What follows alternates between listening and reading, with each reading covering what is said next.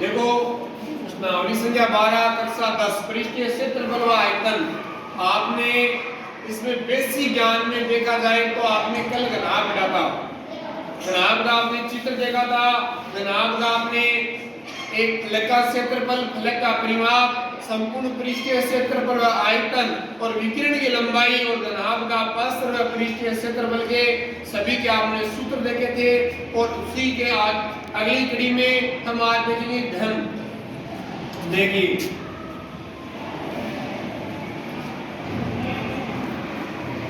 सबसे पहले घन का एक चित्र बनाते हैं। कल आपने आयत के अंदर आयत बनाया था तो आपका घनाभ का निर्माण हुआ था। और हम आज वर्ग के अंदर वर्ग बनाएंगे तो किसका निर्माण होगा? एक घन का निर्माण होगा। देखो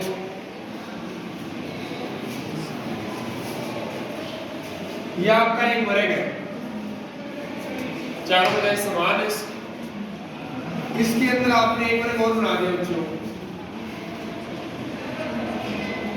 ये एक वर्ग और बना दिया और इनके शीर्षों को आपस में मिला दिया। ये शीर्षों मिला दिया, ये मिला दिया, ठीक है। इन शीर्षों को आपने मिला दिया।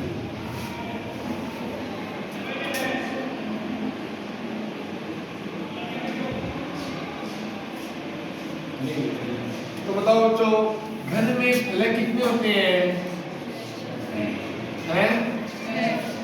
घन में आपके फलक होते हैं 6। ये 6 मैंने कल बताया था। घनाभ के अंदर प्रत्येक को निकाल कर बताया ये फलक होते हैं। तो उसके अंदर इसमें किनारे बताइए कितने होते हैं? 12। और शीर्ष कितने होते हैं? 8। ये छोटी क्लास की बातें हैं। अब कक्षा 10 की लेवल की बातें करके ध्यान से सुनो। घन के अंदर, घन में प्रत्येक फलक एक वर्गाकार होता है। क्या होता है? एक वर्गाकार। इसमें 6 फलक होते हैं और 6 फलक सभी फलक वर्गाकार होते हैं, क्योंकि वर्ग के अंदर क्या बनाया गया? आपका वर्ग बनाया गया है। इसलिए आपका प्रत्येक फलक आपको किस आकार का मिलेगा? वर्गाकार। पहली बात ठीक है, देखो घन में सभी फलक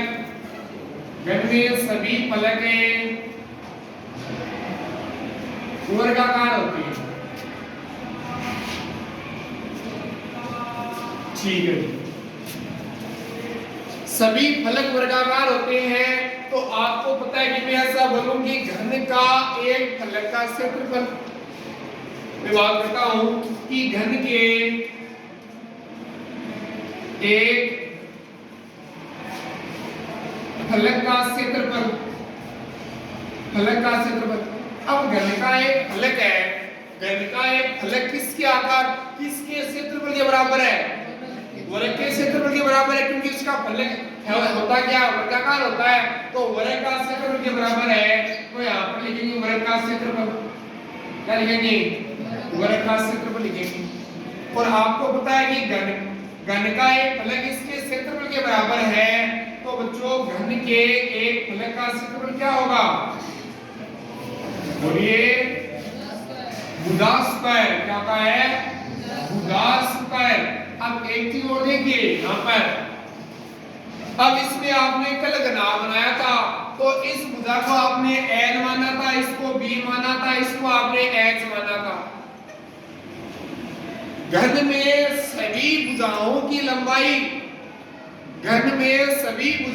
लंबाई समान होती है। यहां पर लिखेंगे, ध्यान से सुना। पहले घन में सभी भुजाओं की लंबाई आपस में समान होती है। तो कोई भी आपने भुजा की लंबाई मान ली, L मान ली, A मान ली, आपने A मान ली बच्चों, तो आपकी ये भुजा की लंबाई कितनी आ गई? आपकी A आ गई। ये भुजा भी क्या आएगी? आपकी A आएगी। और ये भुजा भी क्या आएगी? आपकी। आपको पूछा जाए कि बताइए बच्चों, घन के अंदर लंबाई, चौड़ाई और ऊंचाई, क्या होती है? एक ही होती है, समान ही होती है। तो आपका ये प्रश्न भी बनता है कि घन में लंबाई, चौड़ाई और ऊंचाई तीनों समान होती है। समान क्या होती है? समान। घनाभ में लंबाई, चौड़ाई और ऊंचाई क्या होती है? असमान। समझ आ रही मेरी बात? नहीं तो छोटी छोटी बातें जोड़कर पढ़ोगे तो आपको अच्छी तरह से समझ में आएगा। देखो, तीन सूत्र याद करने से एक घन नाम का एक टॉपिक क्लियर नहीं होता है।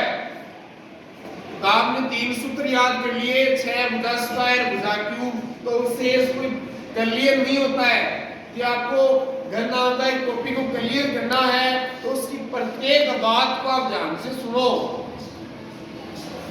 देखो आगे बढ़ते हैं। सभी भुजाओं की लंबाई समान हो गई। आगे देखो, घन के एक फलक का परिमाप, एक फलक का परिमाप किसके बराबर होगा? वर्ग के परिमाप के बराबर होगा। देखो, वर्ग का परिमाप हो गया,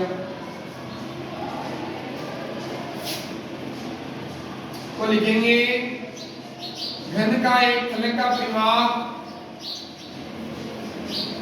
कितना होगा? तो 4 इंटू भुजा, 4 गुना भुजा, मतलब आ गया आपका 4a आ गया। क्योंकि आपने भुजा को क्या माना है? भुजा का आपने a माना है। भुजा का आपने क्या माना है? a। तो आ गया a। यहाँ पर भुजा स्क्वायर है तो यहाँ पर आ जाएगा a स्क्वायर। क्या जाएगा आपका? a स्क्वायर आ जाएगा। ठीक है।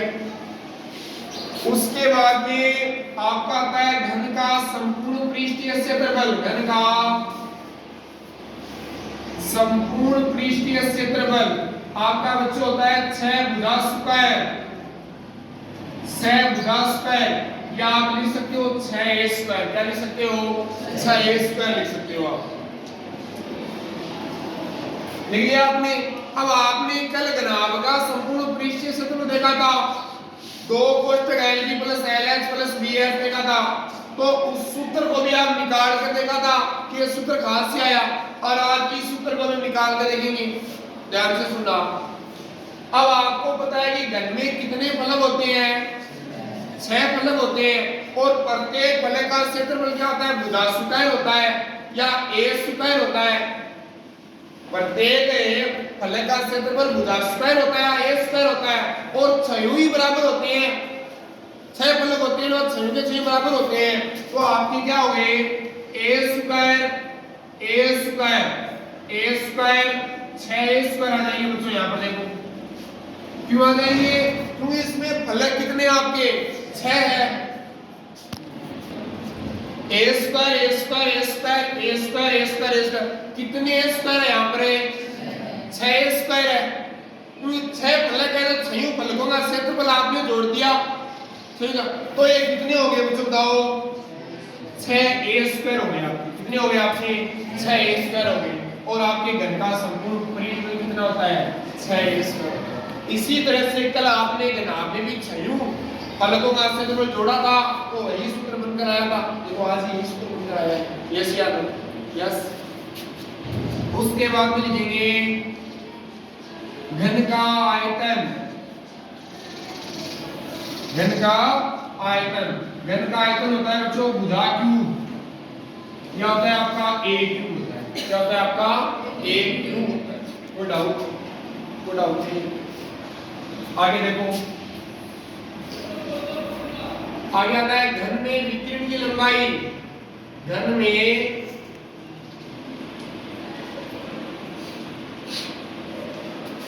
विकिरण की लंबाई का सूत्र क्या होता है बताओ? √3 होता है। मतलब √3 इंटू क्या होता है आपका? भुजा। √3 इंटू भुजा। समझे मेरी बात? अब ध्यान से सुनो मेरी बात। एक अच्छी बातें बताता हूँ आपको बच्चों। आपका घन होता है, आपका घन होता है, 2 घनों को आप जोड़ते हैं। 2 घनों को आप जोड़ते हैं तो क्या बनता है? यदि आप 2 घनों को आपस में जोड़ोगे तो आपका एक घनाभ बनेगा। क्या बनेगा? घनाभ बनेगा। और यदि आप घनाभ को लंबवत काटा जाए तो आपके वापस क्या बन गया? आपका एक घन का निर्माण होगा। तो यदि आप 2 घनों को जोड़ रहे हैं यदि आप दो घनों को जोड़ रहे हैं, पहले तो आप ये समझो कि घन का कोई उदाहरण है, तो घन का उदाहरण आप एक पासा होता है, उस पर आपके 6 लिखे होते हैं, 1 2 3 4 5 6। आप खेल भी खेलते हो, और वह पासा जो 6 फलक होते हैं, तो आपका कोई भी आ सकता है, 1 भी आ सकता है और 5 भी आ सकता है। क्यों आ सकता है?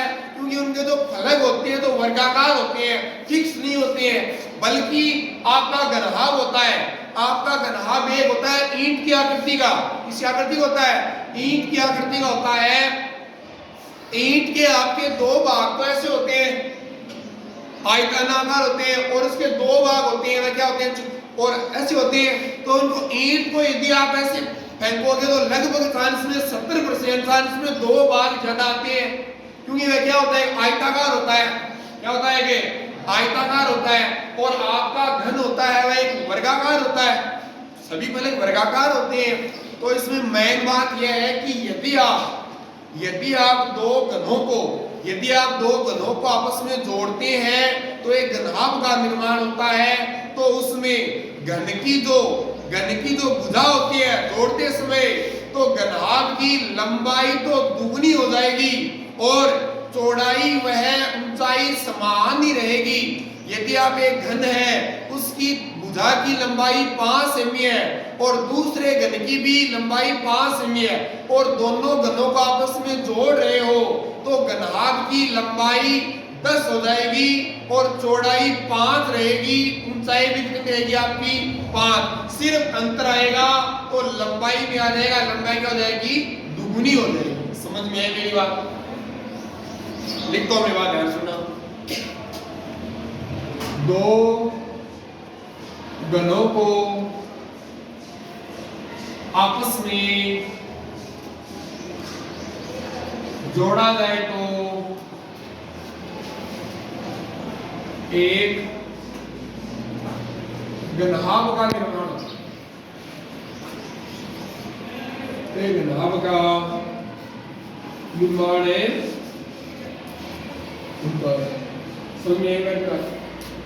घनाभ में लंबाई दुगनी हो जाती है, चौड़ाई और ऊंचाई समान ही रहती है। दो घनों को जोड़ते समय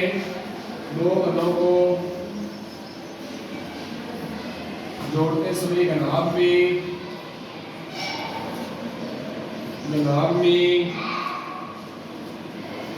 लंबाई दुगनी वह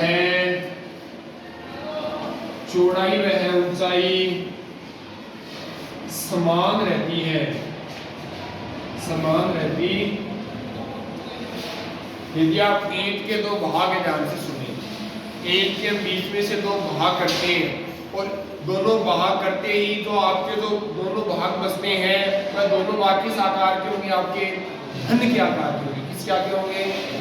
ईंट को यदि आप बीच में से काट लेते हो तो जो आपके दो भाग बचते हैं, तो आपका प्रत्येक भाग है वह एक घन के आकार का होगा। किसके आकार होगा? और यदि आप इन दोनों भागों को, जो ईंट के तो दो भाग है, इन दोनों भागों को यदि आप वापस जोड़ देते हो तो वह एक घनाभ का आकार ले लेता है। और उसमें लंबाई आपकी दुगनी हो जाती है, आपकी चौड़ाई व ऊंचाई समान रहती है।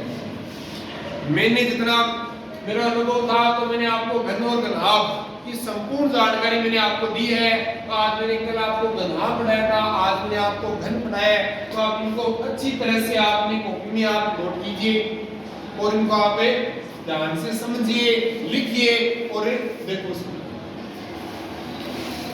घन की बात में देखते हैं बेलन, सिलेंडर। सबसे पहले बेलन का सुंदर सा चित्र बनाएंगे। देखिए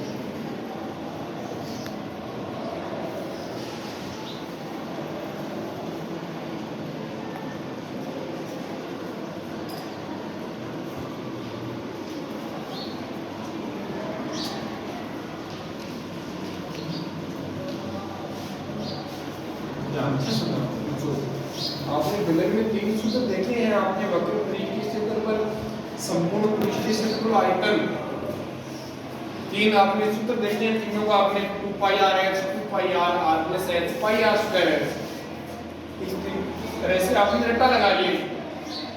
इनको देखेंगे ये सूत्र किस तरह से आए हैं और एक बेलन होता क्या वास्तव रूप में। देखिए आपके जो बेलन के जो ऊपर और नीचे तो आपको जो वर्ताकार भाग दिखाई दे रहे हैं, देखो वर्ताकार भाग दिखाई दे रहे हैं, दिखाई दे रहे हैं ना, ये आपके वर्ताकार भाग होते हैं। बेलन में दोनों कौन से भाग होते हैं, वर्ताकार भाग होते हैं, उनको आधार बोलते हैं। उनका क्या बोलते हैं, उनका ये आधार बोलते हैं। तो इस वर्ताकार भाग है, इसकी त्रिज्या कितनी होती है, r होती है, और इस वर्ताकार भाग की त्रिज्या कितनी होती है बच्चों, r हो गया। और इसकी ऊंचाई कितनी होती है बच्चों, h मीटर है, h मान लीजिए आप एक बार के लिए, ये आपकी h है, ये मीटर। बेलन वास्तव रूप में देखा जाए तो बेलन होता क्या है, बेलन को यदि आप इस बीच में से यहां से काटा जाए, बेलन को यदि आप इस यहां से काटा जाए तो बेलन का आकार देखो किस तरह के होता है, ध्यान से सुनो। इस बेलन को यदि आप काटते हो तो ये आपका क्या एक पेच है, इस पेच को मैं इस तरह से मैं एक वर्ग आपका बनाता हूं, बेलन बनाता हूं, तो ये आपका क्या बना है, बेलन तो बना है, ये आपका एक बेलन तो बना है। ये तो आपकी इसमें क्या हो गई, ऊंचाई हो गई, ये तो आपकी ऊंचाई हो गई। और जो ये भाग है, तो ये ऊपर का जो भाग है, ये आपका क्या हो गया, ये आधार हो गया, ये आपका क्या हो गया, आधार हो गया। मेरी बात समझ रहे हो आप। तो बेलन होता क्या है, बेलन एक जगह जो आयताकार होता है, आयत का, ये तो आपकी हो गई ऊंचाई, ये तो आपकी क्या होगी इसमें ऊंचाई, और ये जो ऊपर वाला भाग है, तो ऊपर वर्ताकार है, इसकी क्या हो गई बच्चों, परिधि हो गई, क्या होती है, परिधि हो गई। तो एक बात लिखता हूं, ध्यान से सुनना, कि बेलन का आधार वर्त का भाग होता है, वृत्त का भाग होता है।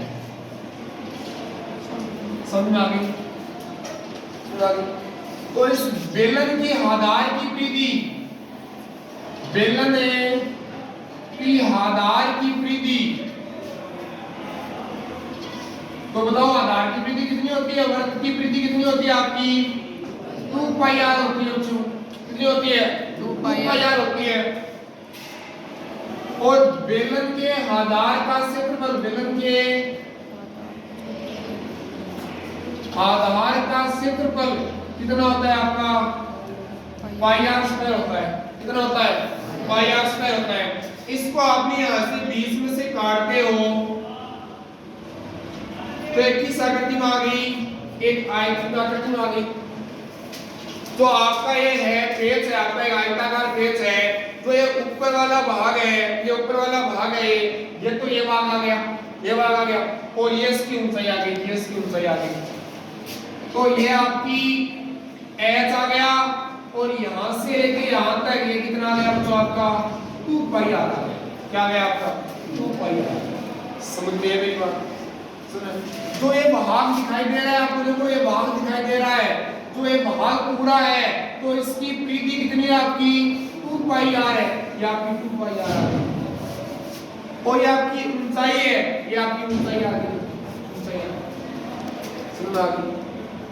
अब ध्यान से समझो, अब ये इसमें तीन चीज होती है, एक होता है बेलन का वक्र पृष्ठीय क्षेत्रफल, और एक होता है बेलन का संपूर्ण पृष्ठीय क्षेत्रफल, और एक होता है बेलन का आयतन। तो बेलन का वक्र पृष्ठीय क्षेत्रफल होता क्या है, बेलन का, बच्चों आप ध्यान से समझो, बेलन का वक्र पृष्ठीय क्षेत्रफल जो आपको आकृति दिखाई देती है, जो आपको आकृति दिखाई देती है वही उसका जो क्षेत्रफल होता है। आपको कितनी आकृति दिखाई देती है वही उसका क्या कहलाता है, वक्र पृष्ठीय क्षेत्रफल कहलाता है।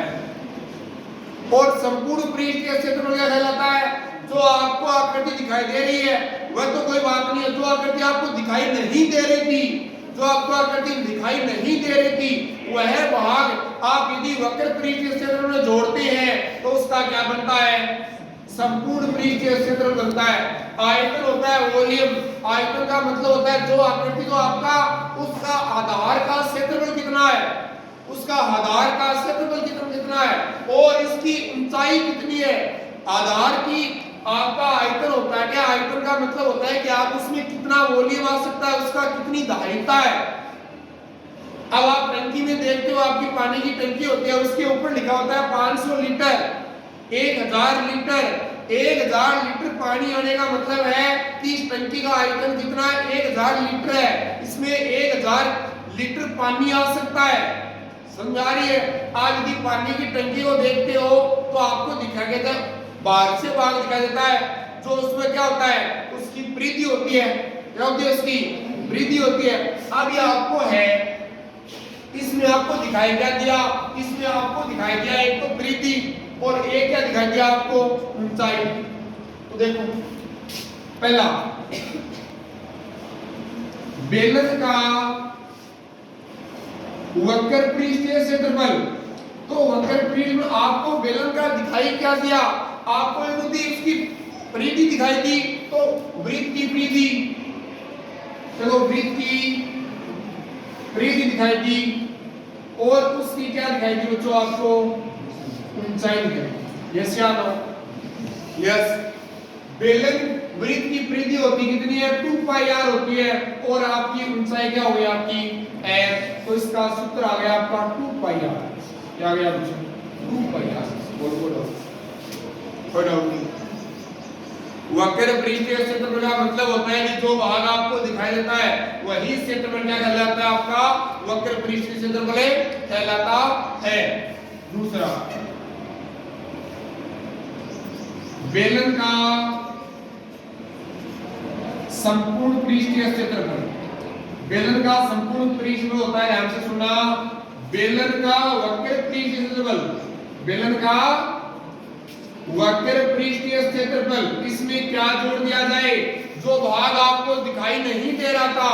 आप एक तो आप में टंकी में आपको ऊपर का भाग नहीं दिखाई दे रहा था, एक आपको नीचे का भाग नहीं दिखाई दे रहा था, और आपको पता है कि बेलन के आधार का क्षेत्र होता है कितना है, पाई आर स्क्वायर होता है। कितना होता है, पाई आर स्क्वायर। ऊपर वाले का भी पाई आर स्क्वायर, नीचे वाले का भी पाई आर स्क्वायर, क्योंकि वह दोनों भाग होते हैं क्या है, वृत्ति तो होते हैं, दोनों भाग होती है क्या, वृत्ति होते हैं। तो एक का पाई आर स्क्वायर, नीचे वाले का क्या गया, पाई आर स्क्वायर। क्या गया, पाई आर स्क्वायर और प्लस क्या गया आपका, पाई आर स्क्वायर आ गया। और बेलन का वक्र पृष्ठफल होता है 2 pi r x plus pi are square, जो हो गया आपके 2 पाई आर स्क्वायर हो गए। कितने हो गए आपके, 2 पाई आर स्क्वायर हो गए। यहां से आप देखो 2 पाई आर आपका क्या आ रहा है, कॉमन आ रहा है। यहां से आप लेते हो 2 पाई आर, तो यहां पर तो आपका x बच गया और प्लस यहां पर r स्क्वायर है, r की घात 2 है, एक घात बाहर आ जाएगी, या r बच गया। तो आपका आया 2 पाई r कोष्टक r प्लस क्या गया आपका h। ये होता है बेलन का संपूर्ण पृष्ठीय क्षेत्रफल 2 पाई r प्लस है h। बोलो कोई डाउट नहीं। उसके बाद देखते हैं बेलन का आयतन। आयतन में क्या होता है, टंकी को देखते हो, टंकी की मोटाई कितनी है, ये तो देखते हो आप कि भाई टंकी की मोटाई कितनी है और टंकी की ऊंचाई कितनी है। टंकी जितनी मोटी होगी उतना ही उसमें पानी ज्यादा आएगा, जितनी मोटी होगी। और मोटाई को हम कैसे देखते हैं, आधार का क्षेत्रफल देखते हैं। इसका देखते हैं आधार का क्षेत्रफल, यह आ गया आपका आधार का क्षेत्रफल और इनटू ऊंचाई आ गया। तो आधार का सूत्र क्या होता है आपका, पाई आर स्क्वायर और ऊंचाई क्या आ गई आपकी h। तो इसका सूत्र क्या हो गया, पाई आर स्क्वायर h। क्या हो गया, पाई आर स्क्वायर h। बोलो डाउट, इसी प्रकार को डाउट नहीं है। पाई का मान होता है आपका 22/7, या हम लेते हैं 3.14 लेते हैं। पाई का मान 22/7 होता है, 3.14 लेते हैं, ठीक है। तो बच्चों आपने घन और बेलन पढ़ा है, तो बेलन को आप ऐसा नहीं है कि 3 सूत्र याद किए आपने, 2 pi are 2 pi r h है 2 पाई r प्लस h और पाई r स्क्वायर को आप सूत्र को ऐसे भी ध्यान दीजिए कि ये सूत्र कहां से आए। अब यदि आपको प्रश्न इस तरह से दे दिया जाए, इस बार क्वेश्चन आया था, अब आपको क्वेश्चन ऐसा दे दिया जाए कि आपकी वृत्त की परिधि तो है आपकी 20 सेमी है और इसकी ऊंचाई आपकी 10 सेमी है। माना कि आपकी वृत्त की परिधि 20 सेमी है, ऊंचाई 10 सेमी है, तो बेलन का वक्र पृष्ठ में ज्ञात करो। तो कितना अच्छा है, 20 × 10 आ गया, कितना आ गया, 200 आ गया, 200 सेमी स्क्वायर आ गया।